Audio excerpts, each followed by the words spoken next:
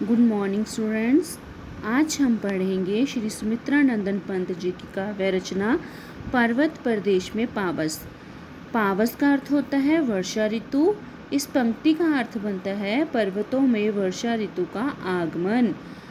देखिए कविता। पावस ऋतु थी पर्वत प्रदेश, पल पल परिवर्तित प्रकृति वेश। प्रकृति वेश होता है प्रकृति का रूप, परिवर्तित बदलना, पावस वर्षा। इन पंक्तियों में कवि कहता है कि पर्वतीय क्षेत्र में वर्षा ऋतु का प्रवेश हो गया है, जिसकी वजह से प्रकृति के रूप में बार बार बदलाव आ रहा है। अर्थात कभी बारिश होती है तो कभी धूप निकल आती है। आगे देखिए। मेखलाकार पर्वत अपार, अपने सहस्त्र जुग सुमन फाड़। अवलोक रहा है बार बार नीचे जल में निज महाकार। जिसके चरणों में पला ताल, दर्पण सा फैला है विशाल। ताल होता है तालाब, दर्पण आईना। यह मेखलाकार से भाव है करघनी, जो कि एक आभूषण होता है जो कमर पे बांधा जाता है।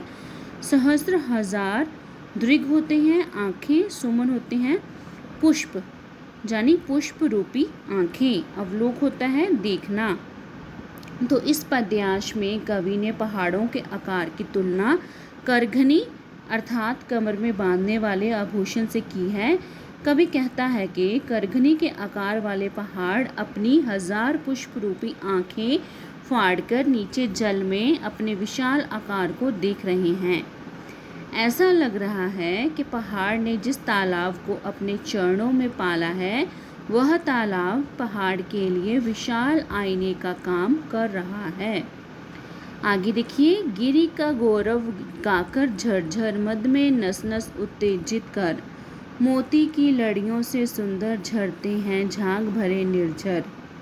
गिरिवर के उर से उठ उठ कर उच्च कांक्षाओं से तरबर हैं, झांक रहे नीरव नभ पर अनिमेष अटल कुछ चिंता पर। यहाँ देखिए। गिरि का अर्थ होता है पहाड़, मद मस्ती, झरते बहना, झाग फीन। जो पहाड़ों से झरने नीचे गिरते हैं ऊंचाई से, तो नीचे जो सफ़ेद जो रंग इकट्ठा झाग बनती है वो फेन कहलाती है।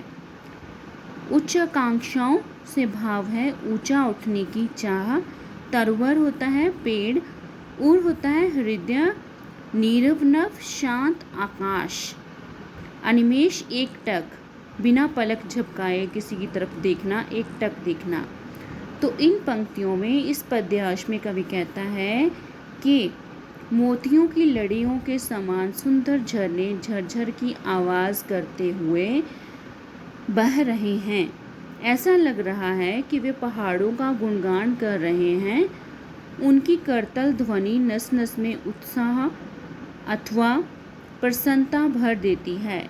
पहाड़ों के हृदय से उठ उठकर अनेकों पेड़ ऊंचा उठने की इच्छा लिए एकटक दृष्टि से स्थिर होकर शांत आकाश को इस तरह देख रहे हैं मानो वो किसी चिंता में डूबे हुए हों। अर्थात वे हमें निरंतर ऊंचा उठने की प्रेरणा दे रहे हैं। आगे देखिए अगला पैरा। उड़ गया अचानक लो भूधर, फड़का अपार पारद के पर। भूधर होता है पहाड़, पारद पारे के समान धुंधला, जब धुंध छा जाती है। रव शेष रह गए हैं निर्झर, है टूट पड़ा भू पर अंबर। धस गए धरा में सभ्य शाल, उठ रहा धुआं जल गया ताल। यो यल्द जान में विचर विचर, था इंद्र खेलता इंद्रजाल। सभ्य होता है भय के साथ, शाल एक वृक्ष का नाम, विचर विचर घूमना, यल्दजान होता है बादल रूपी विमान, इंद्रजाल जादूगरी। तो इस पद्यांश में कवि कहता है कि तेज बारिश के बाद मौसम ऐसा हो गया है कि घनी धुंध के कारण लग रहा है कि मानो पहाड़ कहीं उड़ गए हों, अर्थात गायब हो गए हों। ऐसा लग रहा है कि पूरा आकाश ही धरती पर आ गया है। टूट पड़ा भू पर अंबर मतलब कि पूरा आकाश ही धरती पर आ गया हो, केवल झरने की आवाज़ ही सुनाई दे रही है। रवशेष रह गए निर्झर, झरने की आवाज़ सुनाई दे रही है और पूरा का पूरा अंबर जो है धरती पर ही आ गया हो। आगे देखिए, प्रकृति का ऐसा भयानक रूप देखकर शाल के पेड़ डरकर धरती के अंदर धंस गए हैं। धंस गए धरा में सब है शाल। तो इन पंक्तियों में कवि कहता है कि प्रकृति का ऐसा भयानक रूप देखकर शाल के पेड़ डरकर धरती के अंदर धंस गए हैं। चारों ओर धुआं होने के कारण लग रहा है कि तालाब में आग लग गई है। ऐसा लग रहा है कि ऐसे मौसम में इंद्र भी अपना बादल रूपी विमान लेकर इधर उधर जादू का खेल दिखाता हुआ घूम रहा है। था इंद्र खेलता इंद्रजाल से भाव है कि इंद्र देवता भी अपना बादल रूपी विमान लेकर इधर उधर जादू का खेल दिखाता हुआ घूम रहा है। उम्मीद है कि आपको कविता समझ में आ गई होगी। इस प्रकार इस कविता में सुमित्रा नंदन पंत जी ने पहाड़ों का, झरनों का, बारिश का सजीव चित्रण किया है। धन्यवाद।